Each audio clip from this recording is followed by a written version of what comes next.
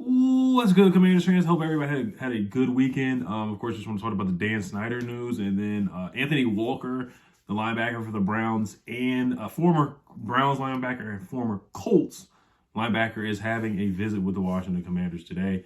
Shout out to my Terps, man. They took an L this weekend. They just went up against a better team. Brandon Miller's a dog.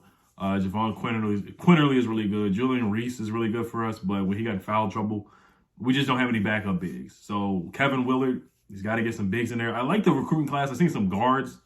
I've seen one guy, I think, from Paul the Sixth in Virginia, and then they got another guy from San Francisco in Baltimore that's coming in next year. But those are guards. They need bigs. So just want to give my Terps a shout out here, man. They achieved more than what a lot of people thought they were going to do. They were ranked 10th in the preseason in Big Ten. Ended up making the tournament, ended up beating a good West Virginia team led by Bob Huggins. You know their energy and their identity. I know you guys probably don't give a crap about the Terps. A lot of you guys, a lot of people listening, but I just want to give a quick shout out to my Terrapins, man. I thought they had a good season.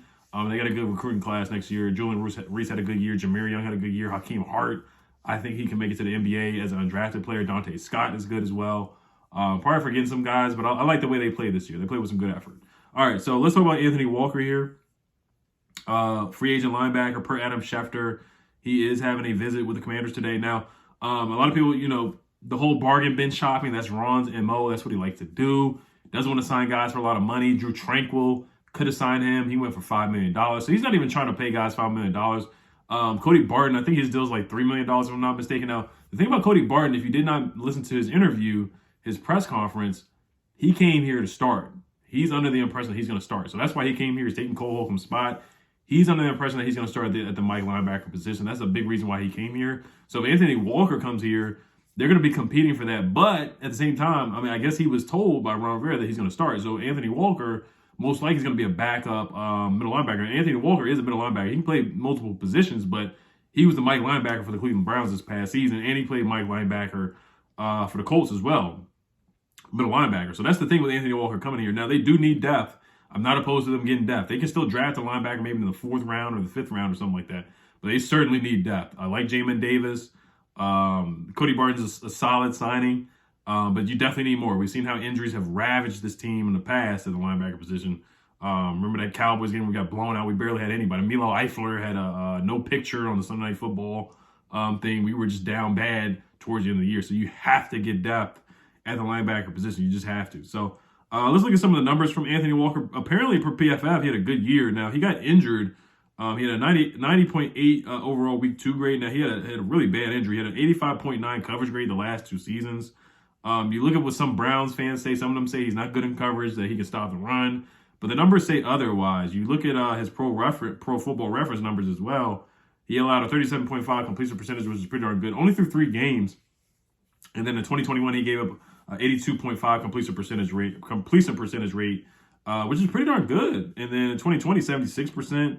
That's good as well. Now, the passer rating, a little iffy in 2020, 101.0, 95.5 in 2021, and then 45.8 in 2022, which is pretty darn good the past 2 seasons. And then his missed tackle percentage, 5.8%, is good, man. 2020, 6.1 missed tackle percentage is good as well. 8.1 missed tackle percentage is good as well. So he's a sure tackler. For sure. He's a tackling machine. Tackle is not everything. He had 13 tackles in 2022 through 3 games, which is good.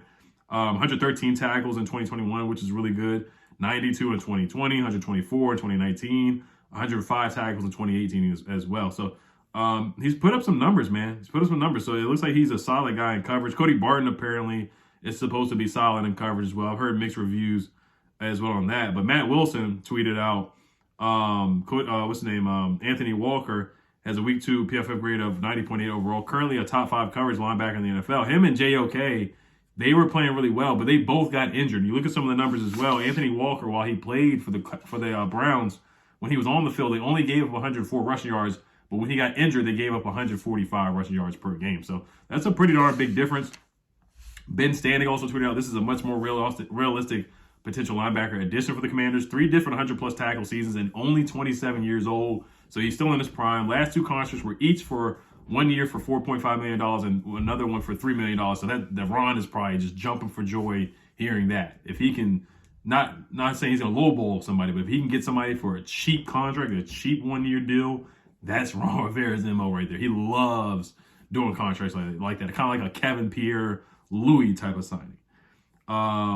So yeah, that's about it. That's all I got really for Anthony Walker. Also, highest tackling efficiency among linebackers in the lineup anywhere other than true off-ball linebacker, minimum 50 snaps. In 2021 per PFF, Anthony Walker had a 19.8% tackle efficiency number, which was number 2 among all linebackers. And a lot of Browns fans, they say he's a great leader, smart coach on the field, and a great tackler, which definitely fits what Ron Rivera is looking for sure. So Anthony Walker, I think that's a good signing. I think it's going to be a good sign if they do get him. It's not set in stone, and he was listed as for Sports Illustrated as a player the Browns cannot afford to lose. So he tore his quadriceps tendon, which is a tough injury. It was a season-ending injury. So him and JOK, they missed a lot of the season.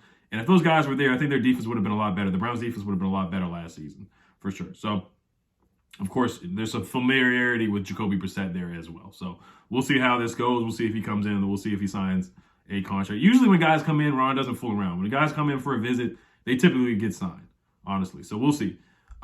This is the news that came out the weekend. There's a lot of guys, a lot of people with blue checks, those Twitter blue that they pay for and stuff like that. No knock to people who do that, but I just wouldn't be able to do that myself, to pay for a blue check. I just don't think it's that cool or important to pay $8 a month for a blue check. That's just me personally, but a lot of people who had, the Twitter blue checks, they came out and were saying, oh, Josh Harris has bought the team for $6 billion. The sale is done. Dan Snyder's no longer the owner.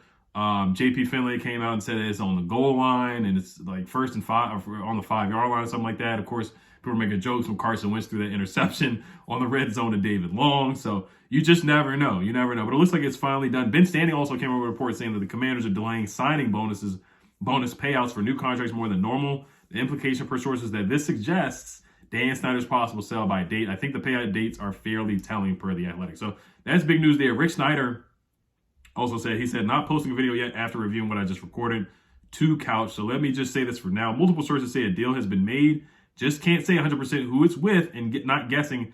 After 45 years in the biz, I'm not going out that way. But if I'm hearing this, there are others hearing too. I would suspect it's only hours before revealed. So watch the Maryland game, just like I did the other night, and take a breath.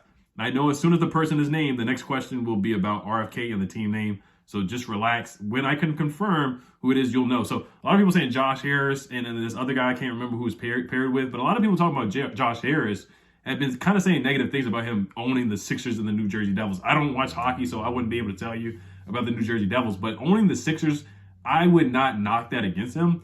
Honestly, the Sixers have been a darn good team, and the only reason why they've been bad is really because of Ben Simmons.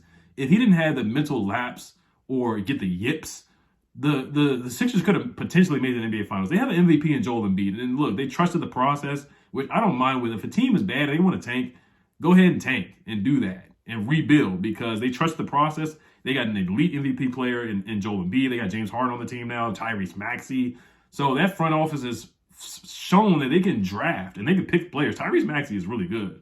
And he was not a lottery. He was later than the lottery. So, and that's not the owner picking players, but it shows me that they allow the GM to make moves. And if they want to go a different direction, they'll certainly do that.